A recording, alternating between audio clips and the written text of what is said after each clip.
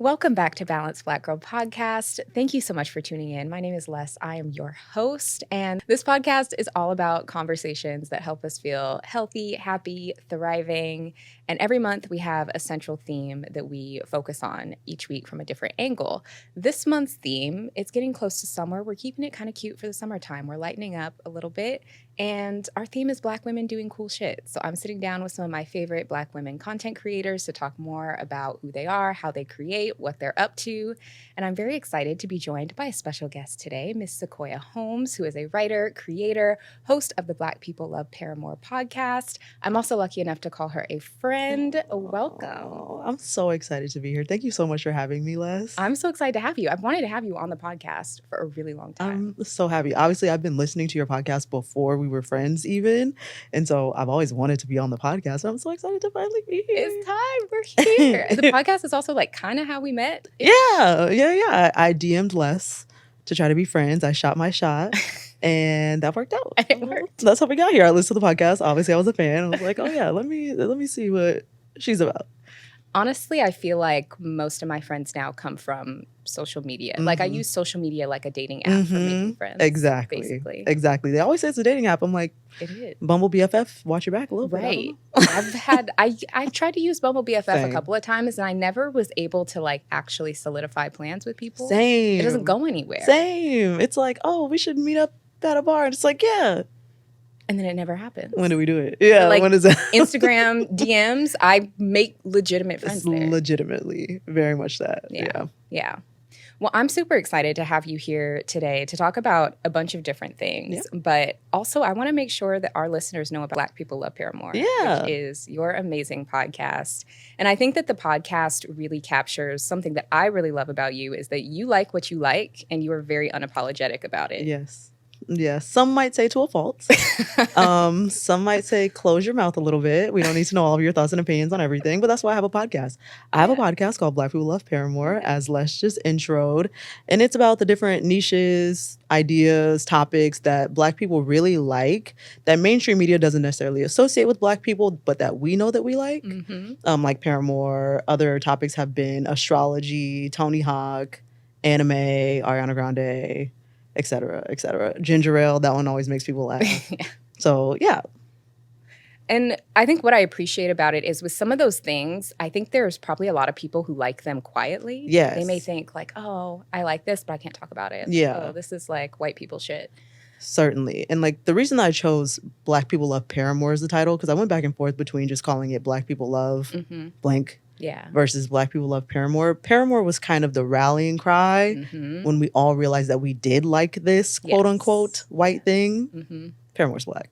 But, you know, it was like the thing that we all kind of came out to regarding that type of interest. And I'm like, there's a lot of things that we all, or many of us, really enjoy. Exactly. So let's talk about it. Exactly. Yeah. And have you always been so freely open with the things you like? Like little Sequoia in middle school who liked Paramore when they first came out. Were you just as open about it as you are now? Yeah, I've always been this open about it. I think that really is like a Gemini thing. Yeah. It was, I think at the time, I thought it was fine. But now in retrospect, I realized there was like a tiny bit of trauma there. I had a teacher, I remember specifically, a white teacher. I was on the bus on the way to the basketball game. I used to play basketball, y'all. I was not as short in middle school as I am now. I wasn't considered as short. And we were on the way to a little basketball game with the team. And I was singing a My Chemical Romance song. And he was like, you're so white. Like, you're not even Black. And I was like, that felt a little shameful. Right. But it did not prevent me from singing my little song and continue doing what I was doing. But I definitely noted it. Still, it stings. Yeah, especially coming from an adult when you're a kid. So much stuff came from adults. Oh my God. Yeah. And the stuff that comes from adults, it kind of stings a little bit more just because you trust adults as an authority figure. 100%. Sometimes when other kids say stuff, at least to me, I was like, okay, and who are you? I didn't care what other kids said. Don't care. But if an adult said it, I'm like, wait a minute. I'm like, you're my coach and my teacher. I thought we were here. I thought we were homies. I thought you understood me. But no, he didn't understand me. He thought I was white. Washed. Whatever that means. Whatever the hell that means. I know he didn't think I was white, so I had to specify.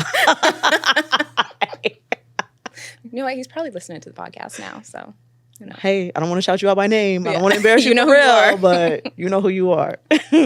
Look where he got you. Look it. All right. Yeah.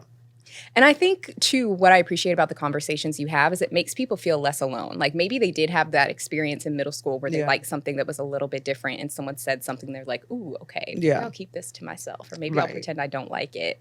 And listening to a show like yours, conversations like that, they can be like, oh, okay, actually other people do like this. And it's okay for me to ease up about it. I hope so. The tagline of the show is to help Black people feel seen. Seen spelled SCENE, but seen. So I hope that it really is helping Black people feel seen and that people who have had a similar experience to me can feel at home when they listen to my show. For sure. Yeah. And you've had a bunch of different topics. You talked about a couple of them, like Black People Love Tony Hawk, Black People Love Ariana Grande, Princess Diana. Have there been any topics or things that you found that have surprised you? I did an episode on house music at the request of my co-host at the time. I no longer have a set co-host like that, but I did, and he suggested that I do a house music episode. And it just hadn't crossed my mind that, because I'm not particularly interested in house music like that, that is a genre that is very Black, in fact, and started by Black people. So as I was researching for it, I was like, oh, oh, this is like very Black, which again just speaks to Black people not being a monolith, as we know. But I want, us to feel seen, like the podcast tagline is. Right. I want us to feel seen, and I didn't want to have to wait any longer for mainstream media to see us. So I was like, I'll do it. Right. Yeah. But that one surprised me. House music definitely surprised me a little bit. And I think that's such a good example of us creating so many things and starting so many things, and then it gets co-opted to the point where just a generation or two later, we don't even realize that it was our thing to begin with. All music, damn near. Every music genre. I'm like, you're saying I'm white for listening to a rock band, but I mean, who started rock music? Right. Who are the original rock bands? Right. Yeah. Right. So it's all Black. Right. Exactly. So you're also like a content queen. The content resume is long between you creating content for yourself, your own podcast, creating content for other people and companies. I would love to know just how your kind of feelings towards content have evolved throughout your career creating different types of content. Oh, God. And what do you think is like good content? What content do you really mess with? Okay, these are really good questions. My content thoughts have evolved certainly in that I think the culture has evolved and you definitely have to be a lot more careful about what you are saying. Yeah. Whereas before, I think nuance might have been a little bit assumed. It's no longer, that grace is no longer given. If you slip and say something that sounds a little bit off, people are not going to give you that benefit of the doubt anymore, which has definitely affected the way that I make content for myself and the way that I suggest other people make content for themselves, for the companies that I work for. Certainly. So there's that. And then what was the second question? Just what is good content to you? What content do you like really check for? I love vulnerable, honest content that offers people something. Like your show is definitely a great example of that. There's lots of open, honest, vulnerable conversations that take place here. And people take away a lot from the show. Thank you. You know? Yeah. Yeah, I appreciate that. It's my favorite type of content for sure. Yeah, I agree. And I also think that with so much emphasis on video right now, it's changed a lot of mediums and how a lot of content is consumed. Top of mind for me would be even like the Beyonce tour that, has just kicked off in Europe and hasn't come to the States yet. And we're seeing so much of it where I remember, I think the last Beyonce concert I went to was On the Run 2. That's On the Run 2 was after Formation. I went to both, right? But On the Run 2 was after. And I also think my tour stop at the time was towards the end of the tour, but like I hadn't seen anything of it. It was all a complete surprise versus now we're seeing it from all angles months in advance because everything moves so much quicker. And that was only like 4 or 5 years ago. It wasn't that long ago. I'm shocked. I had not realized we had gone from point A to point B so severely within such a short amount of time. Because that was like 2018, I want to say. Yes. Yeah, that was 2018. That was not that long ago. I hadn't seen a damn thing. No. From the tour when I saw it. And I was one of the last stops. And I am so upset that I'm not seeing Beyonce until September. And I've so seen long. all of the damn tour. I know. Already the first 2 shows are what's out thus far. Yeah. And I have watched every single clip, even though I told myself I was not going to. I was like, there's no reason. I'm going to sit here for 3 months and avoid every spoiler. It's the whole For You page. It's the whole For You page on TikTok. I would have to delete the damn app. Right. And I like it, unfortunately. So I just caved and I watched it. And it's good. Yeah, so I'm excited to see it. But I am sad that I'm seeing it, but I'm excited to see it. I know. It does. And I wonder if she's thought about that too. Because I mean, I'm also sure that by the time it comes to the States and you see it in, September, it's going to change a lot. Definitely. So she probably factors in. 100%. I just heard that the 2 Houston shows are being filmed for a tour documentary that she's likely making. She loves a good tour documentary. Yeah. So I imagine she will definitely do something different, knowing that they will be filmed, knowing stateside will have seen all of the stuff from the European leg of the tour. Yeah. So I'm excited to see how she changes it, certainly. But yeah, video has definitely changed the way content works overall. And as a podcaster, I'm not thrilled about it. I have to say. Can we talk about it? Definitely. Please. Because same. I didn't sign up for this.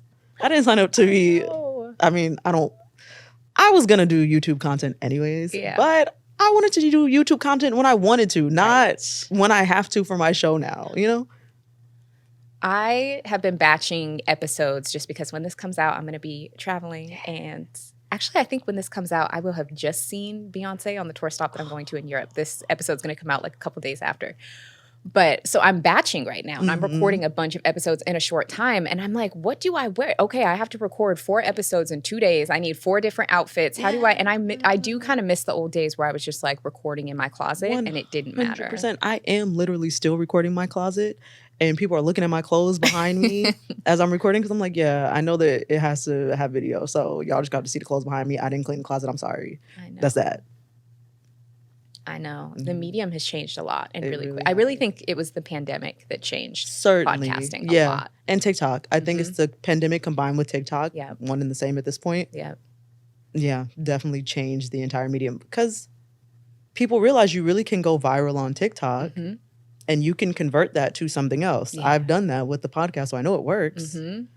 But it's annoying that I have to make video content. It is. It just is a whole different, it's a different muscle. Definitely a much different muscle. Yeah. So let's talk about that a little bit more, what you just said, because you have had some viral moments, some that have been like good and like helped you and helped the podcast in some ways. And then some where it's like, how did this go left? What have your experiences going viral been like? The good times have been great. The good times, I'm like, oh my God, look at this conversion. Like, this is actually doing something for me. I'm going to make money off this virality. Like, this is cool. Yeah. The bad times have been so fucking frustrating for me because I have felt purposefully misunderstood or like people had no interest in trying to understand me. Right. And as a very Mercury-ruled person, communication, I am a Gemini sun and a Virgo moon. Those are both very mercurial. Being understood is so imperative to me as a person, to my soul. Yeah. It felt like an assault on my personhood. And I'm sure it feels like that for anybody who's been drug on the internet in any capacity. Yeah. But it felt just so wrong and so fucking annoying because I'm like, I know you guys don't think this is what I fucking meant. I know this is not what you actually think I meant. Right. You are looking for, you're looking for reasons to drag me. In retrospect, I do feel like I have misspoken on the internet before, certainly. But I feel like if you're paying attention in good faith, right, then you'll take away something different than folks who took away something negative from the situation took away. Yeah. And I think it has also changed the way I interact with people on the internet. Definitely a lot. Yeah. I'm willing to extend a lot more grace. I'm willing to be more patient, to just be quiet, mostly if I don't have anything good to say, which was not really my strong point before that. So at the end of the day, I was never a troll, never a troll at all. Like, hold up. But if you piss me off enough, yeah, you might get a little tweet out of me or something, but never a troll. I was never going to troll on people. Okay, good. But now I'm just like, who cares? Everybody's telling you Right. that you pissed them off. You Right. don't need me to also tell you that you pissed me off. Who Yeah. the hell am I? Yeah. So that's where I've landed. Yeah. Yeah. It made me a better person at the end of the day. Yeah. Mm-hmm. Well, that's ultimately net good. Net positive. Definitely net positive. Yeah. And I think sometimes too, when it comes to people going really hard on others on the internet, and there are some things where it's like extreme cases where it's deserved. Mhm. Most of the time, I don't Mhm. think it is. I Most of the agree. time, I think that it is just either not for you, something's taken out of context. And I think sometimes people will be coming from a space where they already have an idea of something, they're already upset about something, and they're Mhm. looking for messages that they can kind of twist to support Yes. how they're already feeling or what Yes. they're already thinking. And I think that's why so much gets taken out of context. 100%. And I think that's why podcasting for me feels a little bit safer Mhm. because one, I'm in control of like what clips, Yep. go up, which I always have been. So neither here nor there. But on top of that, it's less likely that people are going to listen to the entirety of an hour-long podcast episode and find issue with some one specific thing said Yeah. because the context is there for the entirety of an Exactly. hour-long episode of something, you know? Yep. So I'm like, oh, feels like a safer medium, even if you are trying to make me into a YouTuber from it now with video content. So I appreciate it. I think it's also given so much more room for social commentary. Mm-hmm. And I don't know how I feel about it. Back in the day, I loved like VH1 social commentary. me too. That was like my jam. When I was MTV younger, I Bro wanted to Code. be like a VH1 like culture, Same. pop culture commentator. Same. Like that was what I wanted to be when I grew up because those shows were so well done. They were. But now it is, sometimes I think there's commentary about things that like, do we need so much commentary No, in so many different angles? we don't. We don't. And as a professional opinion giver, Mhm. I like to call myself, all opinions are not important, including mine, often. Mhm. We can all stand to be a little bit more quiet sometimes, Mhm. I say to myself. Yeah. And it's just that discernment of like what can stay in the group chat, what can stay in my head, what can stay in my journal, and then what can go out into the world. Let me tell you something. The group chat can go a long way. Get you a good group chat. Right. Go in there, talk your shit, have a good time. You don't like something? Invisible ink. You know what I mean? You know? Invisible ink it out. Invisible ink it out. Have a good time with the group chat. Everything does not have to be for public consumption 100% of the time. Mhm. Yeah. I'm learning that a lot too because I've also been in situations where I take the vulnerable content a little too far. You think? Oh, yeah. Yeah? Oh, yeah. Okay. I delete it usually before most people can see it because I'll post something. I'll be like, never mind. I'm being perceived. I Let don't me like take this it. out. I'm being perceived. I don't want you to see me. Don't perceive me. Take it away. Yeah. And I've also learned that there are probably other better spaces to talk some of those things through, especially initial like emotion, right? When you're in the heat of it. Yes. Where I'm like, I can use discernment to share this in better ways. And then if I want to be vulnerable and share with my audience later after I process it a little bit and learned the lesson and can speak from a less activated place. Oh my God. That's the whole thing. That's actually probably what my barometer is. If I can speak to this without getting too emotional about it, I can talk about it. Yeah. Or if I feel like I've processed it enough, I've worked through it, I cannot speak about something that I'm going through currently. Yeah. That's never going to work. Right. I'm going to fuck up and say something absolutely ridiculous, which is also why I kind of stopped focusing so much on trending content. Because I'm like, I haven't had enough time to sit with trending content most of the time to really discern what is and is not good to say, what's a hot take that's worth speaking, and which one needs to sit in the drafts for a second. Yeah. Yeah. I even felt that way about like the Tarte situation, which is very fresh at the time that we're recording this. By the time this episode is out, it'll be kind of older news. Yeah. And I had a lot of people ask me to make a video, post what I think. And I'm like, I've seen so many videos that share similar opinions to me. I don't need to add another one. I'm not saying anything that hasn't been said. 100% that. If I can't find the angle that's different than the rest of what I'm seeing, I don't need to speak on it. And in fact, if I have to look too hard to find the angle, I also don't really need to speak on it because I don't need to capitalize off of other folks' drama all the time. You know? It's fine. Yeah. And I think that there's also so many people, platforms, entities that really try to capitalize off of Black women reacting to things. Yes. And I try not to feed into that. Certainly. And it's disgusting. I've had enough. Yeah. Yep. It's hard. Yeah. Whole media platforms, their whole business is to get us to react to stuff. And at the end of the day, Tarte will likely make money off of this. Just Mhm. people now having brand recognition, name recognition. They're like, oh, Tarte. Yeah. I have heard of that brand. Yeah. Let me see what they're about. Right. At the end of the day, they're going to make money off of it. And the Black women involved Right. are losing money off of it, taking hits Essentially from it, got for blamed sure. and have taken more of the heat than Absolutely. the actual brand Right. that is at the center of the issue. Right. While CEO lady curls her hair and smiles on TikTok. The first time I saw, okay, so that whole saga, I feel like I just happened to have really good timing because Bria's initial video, I also saw it. I saw it like as soon as she posted it, and I was same. like one of the first people to Same. comment. I said, I showed it to my boyfriend because I'm watching her cry. Yeah, And I'm like, oh, this feels really serious. So I showed it to my Right. boyfriend who can give two shits about He this doesn't type know of thing. He's who like, she is, what Tarte is. okay, right. He's like, oh, wow, that's sad. And I'm like, yeah, no, it is. And I'm like, I've been watching Bria for a long time. Like, she's already been saying that she's been having a hard time, Right. you know?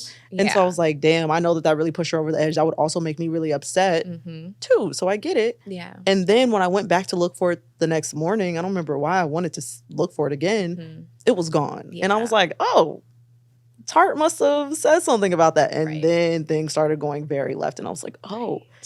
And again, I saw so many takes on that and so many people wanting to find a bad thing with Bria. Right.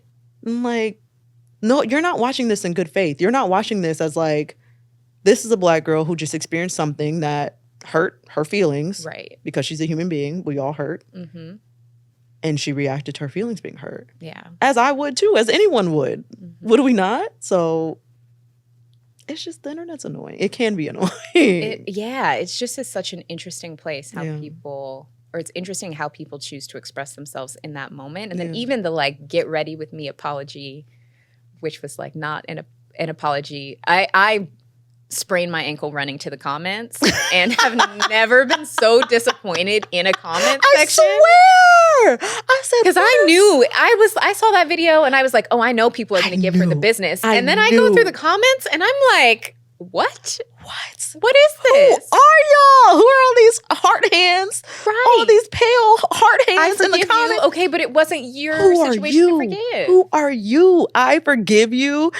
Oh my God. You're not invited to the next trip for saying that. Like, this is embarrassing. This is very, very embarrassing behavior right now. Yeah. Very pygmy behavior right now. Please, enough. Something else that also stuck out to me about that whole situation that I haven't heard people talk about enough, because we talked a lot about the race side of it, which is very important. There's also like the content creator following side of it, where it's almost like this idea that people who have smaller followings should have a downgraded experience. Right. They shouldn't get the nice things that larger content creators Just don't fucking invite have. me. If you're going to treat me worse, Right. leave me at home. Right. If you're going to make me feel bad about myself as a human being on this trip, Right. leave me at home. When they're often doing the same work. And as a smaller content creator, I can say smaller content creators often have to do more and post more to get the same impressions. And it has to be higher quality to catch people's attention. If you have a smaller following, that it just, that aspect of it, and seeing people in the comments being like, well, this person only has such and such followers and this people have this many followers, so they should have a better experience, but they're there to do the same job. I'm on a work trip. Right. You know, if I found out my coworker had a better room than me on a work trip, like a vastly better room, obviously not something just like whatever. Right. I would be so mad about that. Right. I'd be like, wait, what? Right. My boss has what going on? Exactly. No. If you and your coworker do the same job, and for factors outside of your control, they may have something that you don't have for things that are outside of your control. How many followers you have is not within your control. It's not, right.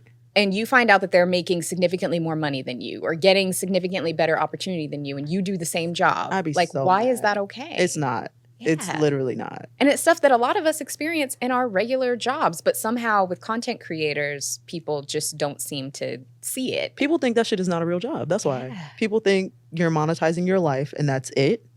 And that you are literally getting paid to exist and that's it. And that's simply not the case. Yeah. It's work. Yeah.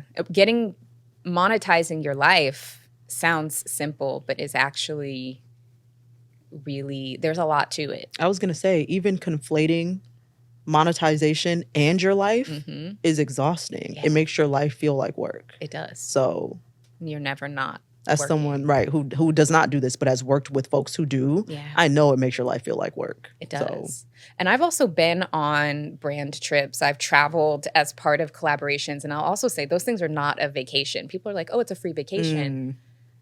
It may be a trip that you're not paying out of pocket for, but you're absolutely working. You're expected to create a certain number of deliverables per day. You're turning around content in real time often. Yeah. That is, it's a great opportunity. It's not brain surgery, and I'm not acting like it's the hardest job in the world, but you're not just chilling on a beach somewhere. 100%. And also, if it wasn't difficult, then everybody could do it, you know? Yeah. If it was nothing, then you do it. Right. That's true. They were trying in Maureen's comments. Right. Begging for to go to trips to Miami. Trip. Like, the girlies were begging for Miami trip. I think everybody involved learned a lot. I hope so. I really do hope so. Yeah. Yeah. Because again, I don't think anybody is irredeemable. Mm-hmm. I want people to learn and to say that they learned out loud. Absolutely. And keep it pushing after that. Right, right. And similar to what you said earlier, I too agree that being on the internet has made me just want to give more people grace. And Definitely. that's also part of why I didn't post anything, because I'm like, I don't want to publicly vilify any one person, especially the Black women involved. I just wasn't. For the company that has a long history of problematic behavior, absolutely. A decade. Yes. Like, are we joking? Right. Of the Black women involved, some of the behavior wasn't great, but I'm not going to go on any platform and like vilify them or make, 100% nasty comments about any of what happened with that part of it. I agree. And did I have to sit on my hands to avoid commenting? Yes. But I did not want to make anything like, I just didn't. I'm like, no. And I didn't comment anything either. And I'm proud of myself. Mm-hmm. I'm proud of you. Thank you. I left some comments. Not bad ones. I was just telling jokes. Right. I was telling jokes. I may have left a comment, but I didn't say nothing bad. Yeah, nothing bad. But I was I was some just like, jokes. wow.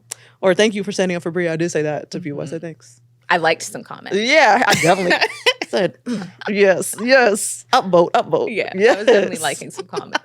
Absolutely. But I wanted to be careful. I didn't want to get blocked by anybody because I wanted to see all sides. Oh. And so you got to tread lightly so you don't get blocked. I never even thought about this. Yeah.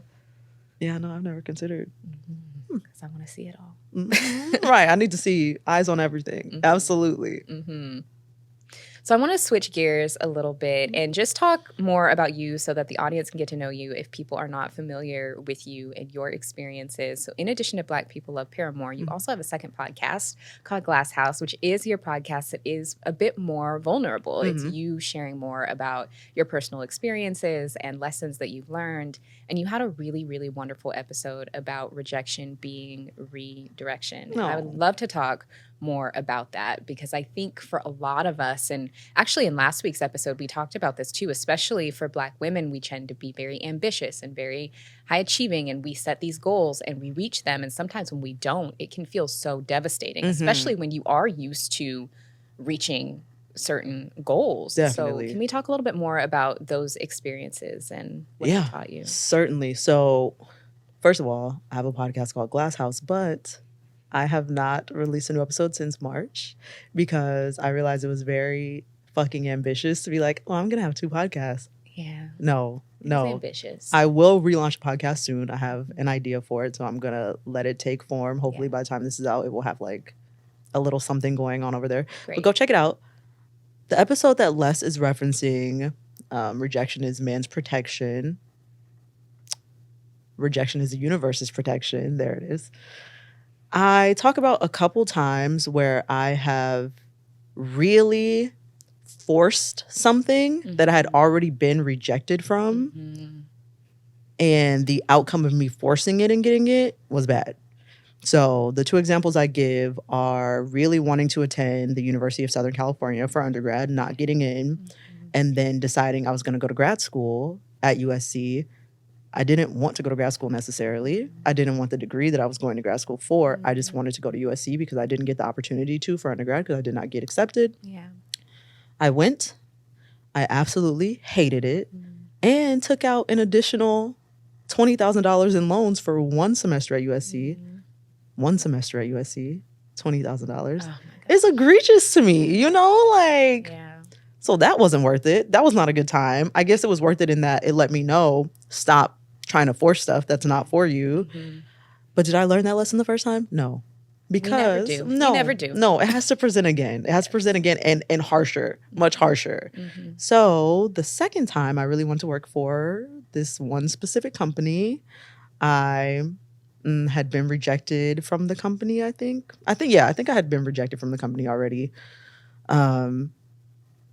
I had been rejected like early on from the company and then got into a real interview round, went through like 3 or 4 rounds of interviews with said company, got to the final round, was rejected, was devastated, cried for like a week. I'll never cry about getting rejected from a damn job again also, but was Part of what you learned. Part of what I learned, right. And then the opportunity presented itself for me to work with that company later on. It was truly the most traumatic work experience I've ever had. Mm-hmm. I thought I was getting a stomach ulcer from the way that one of my bosses was speaking to me. She was speaking to me in such a way that was, when I say disrespectful, it doesn't even do it justice, the way that she was talking to me. She was talking to me like I was scum on the bottom of a shoe. Ugh. And it was making me very uncomfortable. Multiple people were coming to me, slacking me directly, asking me if I was okay because they were watching the way that she was speaking to me in public Slack channels, which was bothering me too because I'm like, so you're seeing it, right? But nobody's confronting her. Nobody's saying like, maybe you should chill, you know? Exactly. Even her boss, like nobody's saying, maybe you should chill. Everybody's just letting it happen. Yeah. And then I found out, which I didn't mention on my podcast episode, that one of the girls who was slacking me directly had previously been in the role that I was currently in. Mm-hmm. And the reason that she had to move on is because she had gotten hives all over her body. She literally had a physical reaction to this woman, the way that she treats people. Horrible. And she said, her doctor was like, you literally can't do this. Yeah. Like this is actually causing you bodily harm. Yeah. You can't do this. I went to go get checked for stomach ulcers for similar reason. And so I quit because I'm like, you're just not worth. It's not worth your health. This company, this lady, you're not worth my health. And I'm not willing to continue putting myself through it. So I quit. And I think that is really what made me realize that I am not in control of anything. And often I'm being rejected for a reason. Yeah. Let control go, or your perceived control, let it go. Yeah. If you're meant to have it, you'll have it. Yeah. And if not, something better is meant to happen. Or you're just being protected from something really bad. Yeah. That's definitely. it. Yeah. That's so true because I think we can often like will things into happening. Yes. We can like force, like brute force sheer determination. Yeah. And I think we, especially as Black women, because we do have so many obstacles for so many things, it might be hard to tell the difference sometimes. Because we do have a lot of adversity and things that we have to overcome to do a lot of things. 100%. And that can feel really similar to when we are forcing and willing something to happen. Absolutely. Yeah. Certainly that. Yeah. Yeah. So now you feel more comfortable, like if something goes, let it go, or let it come back on its own, let it be. I hate to quote Drake, but Drake said, never chase it, let it come to you. Mm-hmm. I'm on that right now. Mm-hmm. I'm not chasing anything anymore. Yeah. If it's meant to be, it'll be. And if it's not, I don't want to make it. Yep.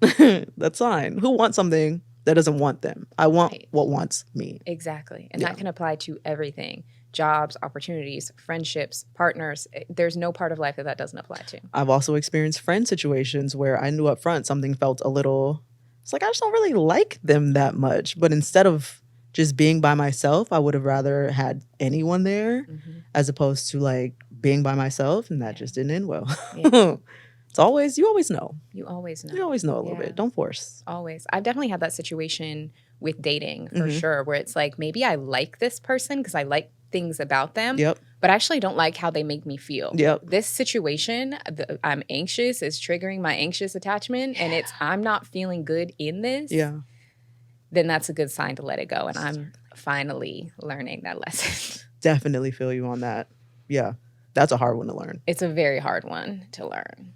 Yeah. Just learning to let things go. And honestly, especially when I think about dating, if there's any advice that I would give my younger self when it comes to specifically like men that I've dated, it would be to leave sooner and stay gone. and stay gone. That's it. That's that the really advice is I'd give my it. younger self. Leave sooner, stay gone. That stay gone piece. Because I would leave, but I wouldn't stay gone. That stay gone piece is real hard. That's the one. That's the harder part. It's like, yeah, I've had that experience too, where it's like, yes, I left, but was I leaving to prove a point? Because, you know, like. Was I leaving because I wanted you to come after me? Right, very much that. And then be mad because you didn't come after me, right? Right. Or you did, and you behaved for 5 minutes, and then you went right back to the same shit. Yeah, very much that. More lessons. More life. More lessons. More Drake.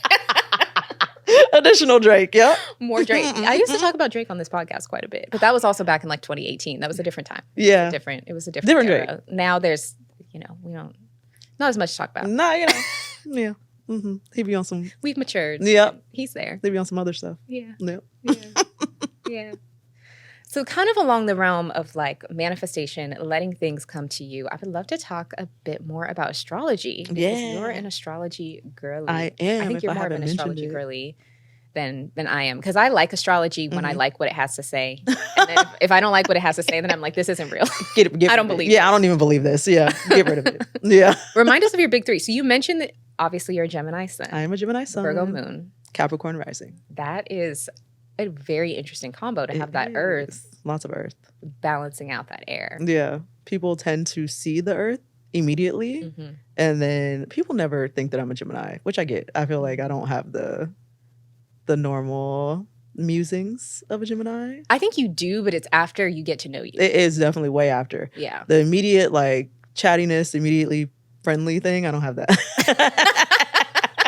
I'm not saying I'm not friendly. I just don't know you. You know, like that's my concern. That's a Capricorn, right? That's a Capricorn. So I'm just gonna sit back for a little bit. And, if you talk to me, I'll definitely talk to you. But I'm not an extrovert. I feel like Geminis generally skew that way a little bit, and I'm just not. I could see that. Yeah. I think when I think of Gemini, I mostly think of creativity. I think Geminis are just super creative. Yeah. And that can go a lot of different ways. Yeah. But I think like creativity and Gemini goes hand in hand. Yeah. I could definitely see that. It took me a minute to be okay with calling myself creative because I felt like I needed to create a visual art in order to be creative, but I am very writery.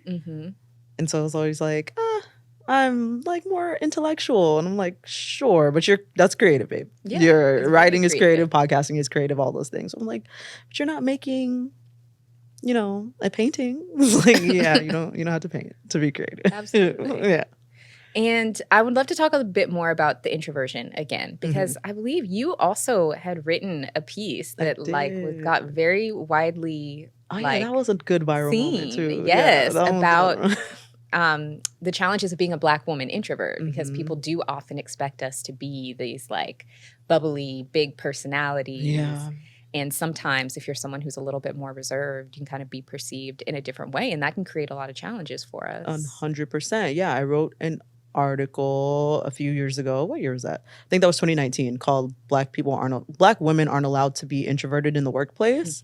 And it was from firsthand experience with my yearly review being told nothing about my actual performance, but my personality being critiqued, in that they needed me to speak more often in meetings. And I was like, I speak when I have something to say, though. Right. And they're like, yeah, we get that sense, but like, we just want you to, more happy hours, more meeting fun, blah, blah. I'm like, so you want to own more of my time than you already own? Right. No. I'm just not. And they told me that if I did not make that change, it was going to be a problem, which felt like a threat to me. Yeah. And I was like, oh, so yeah, it is a problem for Black women. Certainly. I think people have the expectation of us to be boisterous all of the time and perform for them. Yes. And I'm simply not going to. Right.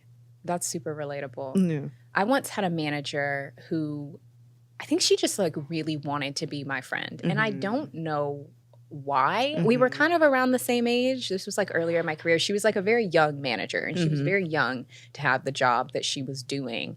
And she had all of these problems with me purely because I just wasn't like super chummy with Yep. her. It was just very cordial. I was very much doing the things we needed to Professional. do. It was also like more of a remote situation. I was based in Seattle. She was based in St. Louis. So it was like all of our correspondence was in virtual meetings and Right. via email. And it was, I didn't fully understand what more she wanted. Right. And it was such an uncomfortable working relationship. Definitely understand that. I've also, I feel like I was so many white people's first Black friend. And that is traumatizing. In college, yeah. Not in college for me. I was definitely in elementary school, but it was traumatizing. Yeah, like I'm like, and I didn't know I was being traumatized as a kid, you know? Yeah. Just like, oh, my hair is weird, huh? Is it? I don't know. I don't know why I talk like that. I don't know why my nose is shaped like that. I don't know, you know? And just like, you've just never seen a Black person before. Please. Right. Move. Right. Thanks. Keep it to yourself. Keep it to yourself. It's okay to be curious, but not all of that needs to come out. You know? Where's the home training? Where is it? A lot of people don't have it. Don't have And home training. in addition to me beginning to have those experiences in college was also when I realized a lot of people don't have home training. Yeah. And my mom used to irritate me so badly when I was younger because she took home training very, very seriously. And I also think for her, she was such a young mom that with me in particular, she felt like she wanted to do a good job. And she did. But she was on me like white on rice about everything when I was a kid. And I was like, please, I'm 8. If I can't fix a toilet, like, can we relax, please? But then I got a little bit older and I went off to college and I started having roommates. And then I was like, oh, y'all weren't taught nothing. And it made me so grateful for all those times that my mom rode me like Seabiscuit over every little thing because I'm like a very highly functioning adult. She really did. She was very... I'm sorry, that's really taking me out. Like very literal. Everything. I was thinking about a seahorse. That was me. That was me as a child because everything was going to be done correctly. Damn. But I have a lot of like life skills that I've realized like a lot of people my age, especially who I came up with in my teens and 20s, didn't get. So Certainly. Like, thanks, Mom. It was maybe the delivery could have been a little better, but also thank you. Yeah, I definitely feel that. And kind of same. Yeah, I think being the first girl is always like a thing. Yeah, it's a little tough. I am my mom's only child generally, so she put a lot into me. Right, everything was on me. Yeah. Oh my God, my mom was like, if I'm watching another kid do it, you can do it too. I remember in kindergarten, one of my friends started reading at like 3 or something, or 2 maybe even. And my mom was like, oh, you're going to read. You're reading now. My neighbor started riding a bike with no training wheels when she was 4. And she was a year younger than me. I was 5. My mom was like, oh, you're going to ride that bike. The bike's happening. So yeah, my mom was definitely also What is your mom's sign? Is she an earth sign? No, she is a Cancer. Oh. She's a Cancer. She's water all around. She's a Cancer. Because that sounds very earth. That sounds like a Capricorn mother. But you know what? My mom does have a Virgo stellium. Okay. But her big 3 are all in water. She's a Scorpio moon, Pisces rising, Cancer sun. Okay. Very motherly, very nurturing. Yes. The most nurturing, so nurturing, but also like my mom was strict. Yeah. She was not playing with me at all. Which I think is, I mean, it's good. Like, kids need structure. Yeah. They need it, you know. I really need a structure. Yeah. As a very earthy kid, earth sign kid, I thrive in a schedule and structure. I know you also thrive in a schedule. Schedule girlies for sure. Yeah. It's part of how I've been challenging myself more is releasing that a little bit as like a purposeful way to get out of my comfort zone. And it's been hard. Yep. Yep. I definitely feel that. It's like a little bit harder for me these days to not get out of bed when my alarm goes off and just go to the gym because I'm so used to doing it. Yeah, I would feel uncomfortable to just be like, no. I know. And that's the thing is like people ask, how do you do it? And I'm like, you just do. And then you just get used to it. Yeah. It just. Truly. You just do. And I wish that I had some magic, you know, a ritual that I could tell people to do, a magic spell to make everybody, you know, you just have to do it. And it's also okay if you don't. It's also okay if you don't. Yeah, everybody doesn't work like that. Yeah. I've realized. I don't know how they be working, but everybody doesn't work like that. Y'all got it. Y'all are adults. Y'all been on the planet as long as I have. You got it. I'm sure. This is what I have to do for me. Yes. But Les, what's your big three again? Can you remind me? I'm a Leo sun, Taurus moon, Libra rising. Okay. Yes. That tracks for you so clearly. Really? It's just like, because I it's all feel there. like an It all tracks. astrological, I'm like, I see all of it and I see none of it. Really? In myself. Okay, Yeah. no, I definitely see all three because Libra and Taurus are both Venus ruled, I believe. Mm-hmm. The Venusian, very pretty, that thing going. And then the Leo, having a podcast is like such a Leo thing and also a Libra thing. Like both of those. Yeah, no, you're very chatty. You're there, yes. And you're very funny. I feel like I say this all the time. I'm like, Les, you are so funny in real life. Like people don't know. You are because so I don't really funny. share it as much. Right. And I'm like, that's so Leo. I've never met a Leo. I didn't like. I'm a Leo girly. Yeah, thank you. Yeah. Because people, people don't. They don't. They don't get it. They hate. They don't. Yeah. If you don't have it, you just don't have it. And I realize most of my girlfriends are Leos. I have so many Leo girlfriends. I love a Leo girly. Yeah. And a Leo man. I like Leos in general. Yeah. See, Leo man? Yeah, I know. You were like, oh. Now that I don't know about that.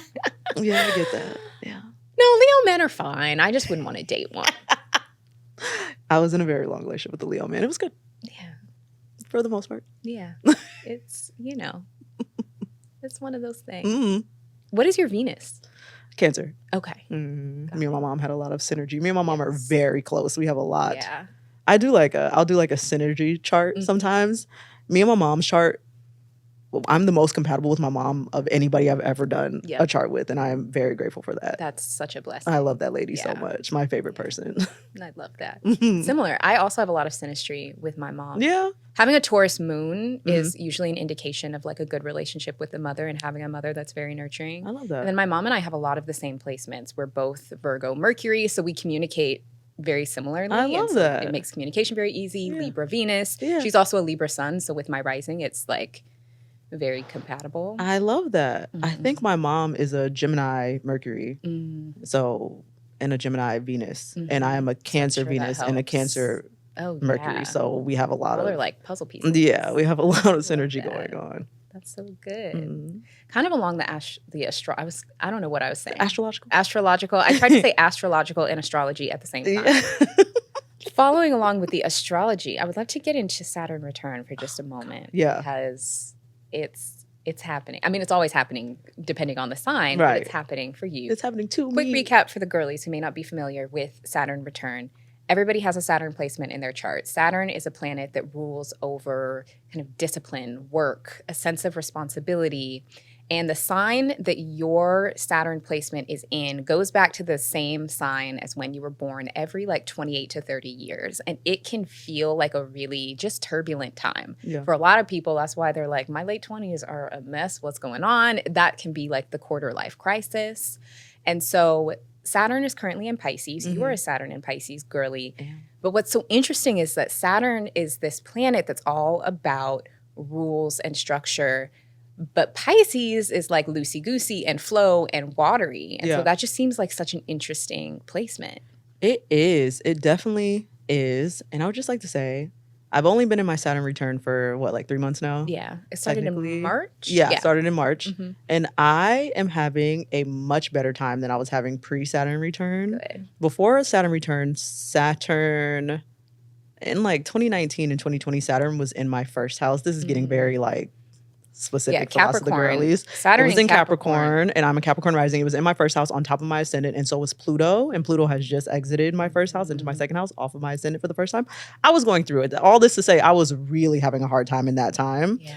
That's the time that essentially taught me that I don't have control of things and to relinquish it, or else I will lose my entire mind. Yeah. So now that I have learned that lesson, and Saturn is all about lessons. Yep. And karma and that type of stuff, I feel like my Saturn return, I'm only 3 months in. By the time we listen to this, I could be like, oh no, it actually hit me and I'm doing something crazy now. You'll be just fine. But it feels good. Good. The energy feels better than it has before in a long time. Yeah. I feel good. I feel like I'll get through this. I'll be fine. Yeah.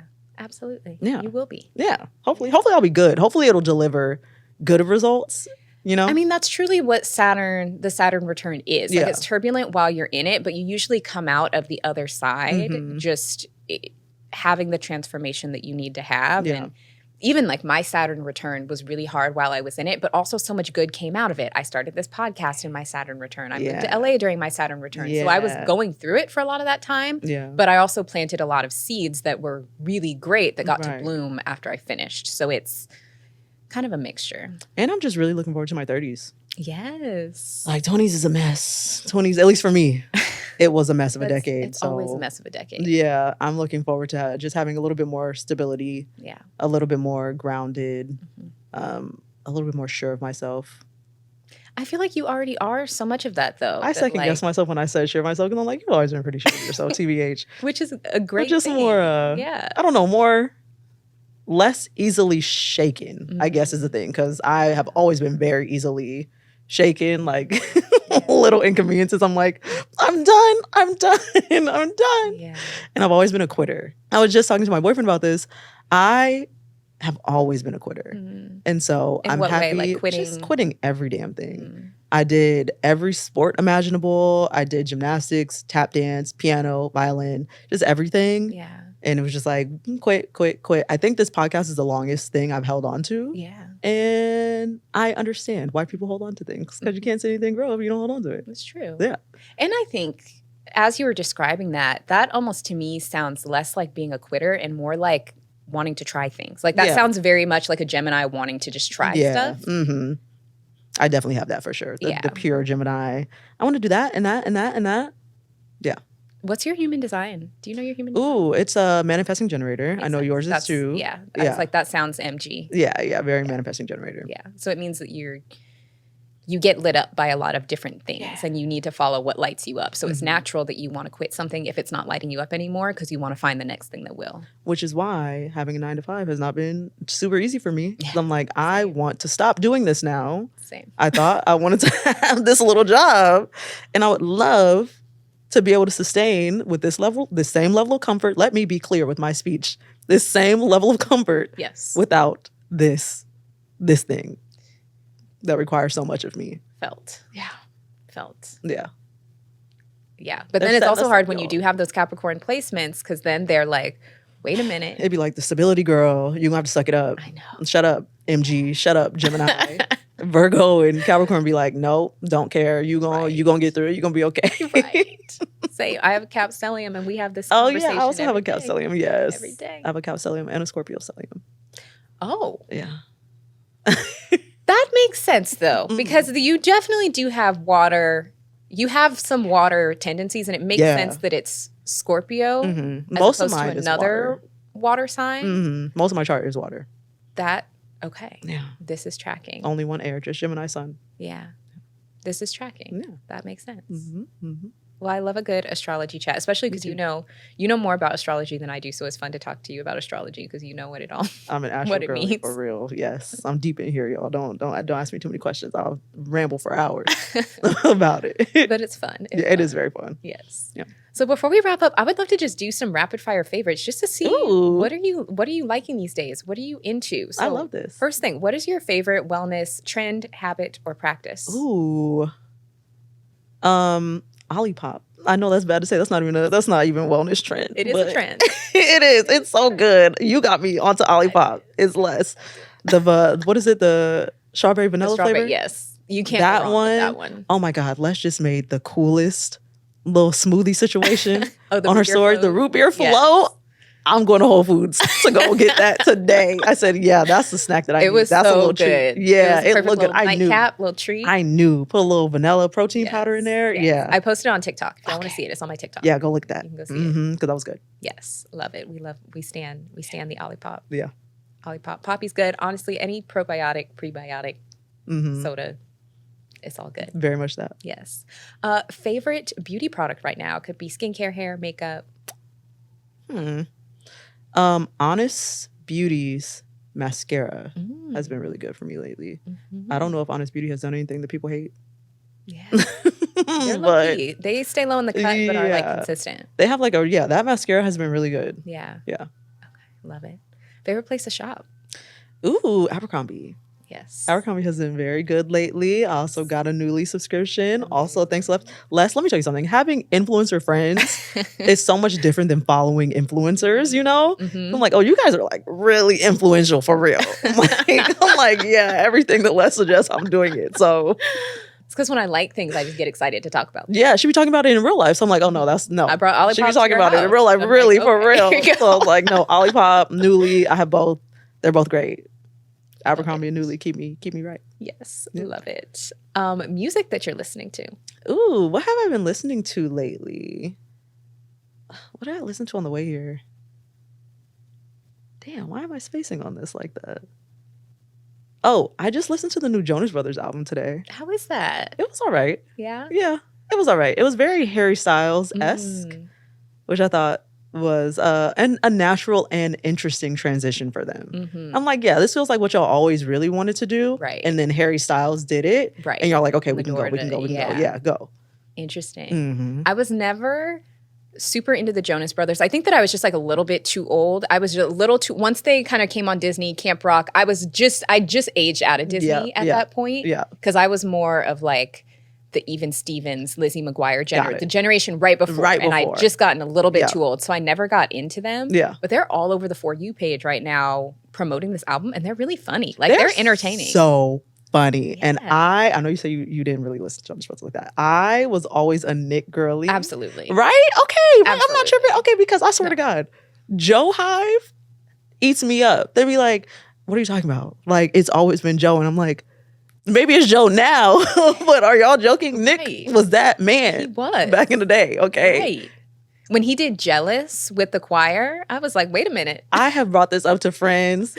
Jewel, if you're listening to this right now, you're wrong. Jealous with the choir means a lot. Okay. Yes. You see, Les just brought it up too. It's not just me. Okay. And I didn't mess with the Jonas Brothers. And when he did Jealous with the choir, I was like, the oh, Jonas wait. Brothers, okay? Yeah. You've got my attention. I'll tell you, right? I'm like, oh no. They're doing it. They're doing it. Mm-hmm. Yeah. It's like Justin Timberlake, but without the problematic foolishness. Maturing is realizing that Justin was the problem. He was the problem. He was the problem in NSYNC. He was the problem with Britney. He was the problem with Janet. Always the problem. Just in the way. Move. Messy. Justin, move. Messy. Yeah. Yeah. He's very messy. A messy boy with ramen hair. Right. Jesus. I know. Maturing is realizing it was always JC. Always I fell for the JC. Justin propaganda as a child, but it was always JC. JC deserved better. We didn't give him what he deserves. Right. That voice, he just... The voice is giving. Choreography was giving. Yeah. JC was doing what he needed to do. He was carrying. Listen. And quietly. He wasn't even trying to... Right. He's a quiet dude. He just wants to make music. Was. No, he just naturally went harder. Right. And like was that guy. Yep. Yeah. I mean, when No Strings Attached is at the top of my Spotify rap this year, I don't want to hear nothing. I don't want to hear nothing. When It's Gonna Be Me is my top played song this year. That. I don't want to hear nothing. Digital Get Down for me, and I want to hear nothing about it. Nothing about it. Yeah. And when you see me on TikTok doing the choreography for It's Gonna Be Me, Yep. I don't want to hear nothing about it either because I'm going to learn it. Yep. Mm-hmm. Exactly. I was always more of like a bye bye bye girly with the choreo. Mm-hmm. And I feel no ways. I saw you doing the bye bye bye choreo. I absolutely did. At Karaoke. Podcast Movement. Yep. Absolutely. Karaoke. They were picking terrible karaoke songs, and I was like, I know what to do. Like bye bye bye is gonna do it. Yep. And we're gonna do the choreo. We and other people were doing it too. Like you just know it. You just know the choreo. It's Exactly. it's a good thing. Whoever their choreographer was at the time needed a I think raise. that was Darren's dance moves did bye bye bye. Darren's dance moves was eating. He was. Was just eating. Yeah. A race. Real talk. Yeah. Last rapid fire. What are you looking forward to this summer? I'm looking for warmth. I'm looking forward to it finally being warm in LA. It was a harsh winter. I say this as an LA, as an LA native. It was in like the 50s all the time. It was in the 50s and the 60s in the daytime. 60s in the daytime is crazy for LA. I'm sorry, y'all. Very unusual. It was cold. Yes. And rainy. And it was cold for a long time. Yes. We'll have like a couple cold little spouts. And then we'll have a random, 80s day, week of low 70s. No, nothing. I felt seasonal depression in Los Angeles. Mm-hmm. What is that? Mm-hmm. Yeah, that's real. It triggered mine. I was like, am I back in Seattle? Right. That's what it's giving. Right. So I'm looking forward to a little summer day party. Yes. We went to our first little summer day party pre-summer day party, and it was great. Looking forward to more of that. Vibes. Yeah. Good vibes. Amazing. Sequoia, thank you so much for being here. course. Please let our people know where they can find you and where they can keep in touch with you. You can find me across all social media platforms at Sequoia B. Holmes. You can also find my podcast at BPLP Pod. You can email my podcast at blackpeopleloveparamore@gmail.com if you have any suggestions for topics that you think I should cover. Mhm. Yeah. Amazing. Perfect. And we'll link all of that in the show notes to make it super easy for Sounds good. everybody to find you. Thank you. Yes. So thank you so much for tuning in to Balanced Black Girl this week. Make sure you're subscribed on Apple Podcasts or Spotify. Leave us a rating and review if you haven't. We love a 5-star situation. So leave a rating if you liked it. If you didn't, that's okay, but maybe we don't need to know. And then also make sure that you're subscribed on YouTube because I'm now doing video episodes. So make sure you're subscribed over on YouTube and I will talk to you next week. Bye.